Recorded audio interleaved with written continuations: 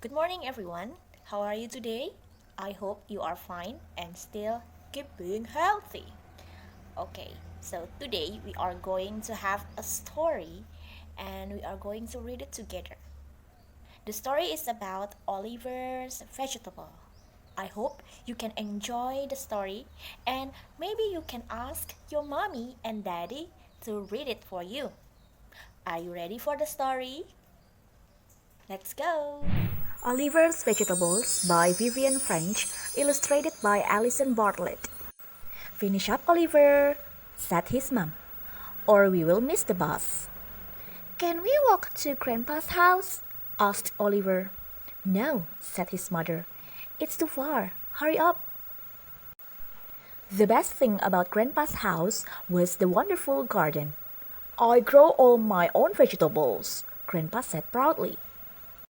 I don't eat vegetables, Oliver told Grandpa. I only eat chips.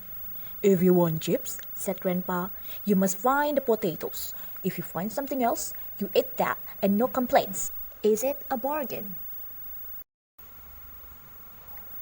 Oliver ran round the garden, but he couldn't see any potatoes. They must be hiding, he said, and pulled at the nearest leaves. Carrots, said Grandpa. Just the thing for Monday lunch. Oliver ate his first carrots for lunch. Oliver took a long time making up his mind on Tuesday. Grandma and Grandpa came to watch him. Those crinkly leaves are pretty, he said at last. Are the potatoes there? Spinach, said Grandpa. They had spinach for supper. That was good, said Oliver. On Wednesday, Oliver got up early. Potatoes are very important, he said, so they must have big leaves. Here they are! Grandpa smiled. That is rhubarb. They had rhubarb pie that evening. That was very good, said Oliver. It rained on Thursday. When it stopped, Oliver hurried outside. Have you found the potatoes? Grandpa asked. No, said Oliver. I found slugs and snails. Are they eating my potatoes? Grandpa shook his head. That's a cabbage. Oliver had 2 helpings. Very good, he said. On Friday, Oliver was sure that he had found the potatoes. When he pulled at the leaves, up came some beetroot.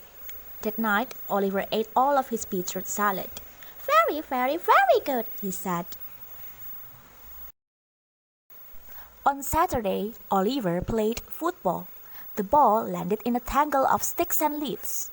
Oliver was sure the potatoes weren't there, and Grandpa nodded. Peas, he said.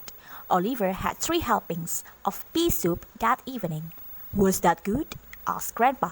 No, said Oliver. It was delicious. Oliver rushed into the garden on Sunday. Here they are! How did you know? Asked Grandpa. They were the only things left, said Oliver. Can we have chips now? Oliver asked. You scrap the potatoes, said Grandma, and I'll peel them. Grandpa can cut them up. Oliver, Grandma, and Grandpa sat down to eat. The door opened and in walked Oliver's mother. She saw the plate of chips. Oh dear, I did hope Oliver would eat something different while he was here, she said. Oliver and Grandpa looked at each other. His mother stared as they laughed and laughed and laughed. And that's the end of the story of Oliver's Vegetables.